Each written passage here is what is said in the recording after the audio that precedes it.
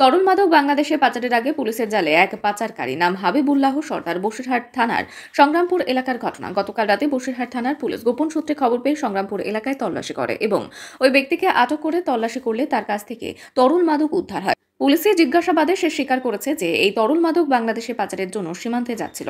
আজ তাকে বসিরহাট মহকুমা আদালতে পাঠানো হয়।